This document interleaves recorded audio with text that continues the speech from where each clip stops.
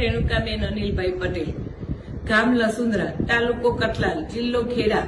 મારી દીકરી પલકબેન અનિલભાઈ પટેલ સવારે કોલેજ જવા નીકળી હતી।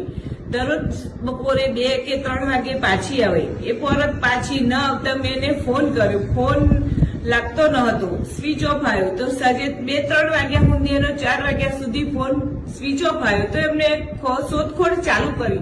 શોધખોળ ચાલુ કરતા અમને 9-10 વાગ્યા સુધી શોધખોળ ચાલુ જ રાખી। ન મળી તો અમે પોલીસ સ્ટેશન જઈ જાણ કરી કે મારી દીકરી ઘરે પરત ફરી નથી, મારી દીકરી શોધવામાં મને મદદ કરો।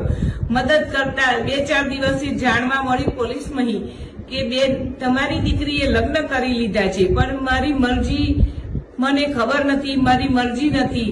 તો રબારી પિયુષભાઈ, દિલીપભાઈ એમની સાથે લગ્ન થઈ ગયા છે એવું મને જાણવા મળ્યું। તો પછી એ લગ્ન મને સ્વીકાર નથી અને રબારી સમાજના આંકરણીય ઠાકર બાપાને મારે નમ્ર વિનંતી છે કે મારી દીકરી તમે પાછી આપો। તમારા બોલ તમે પકડી રાખો કે તમે જેવું કહેતા હતા કે કોઈ સમાજની દીકરી લેવી નહીં ને કોઈ સમાજની દીકરી આપવી નહીં, આપણા સમાજની દીકરી આપવી નહીં ને કોઈના સમાજની દીકરી લેવી નહીં।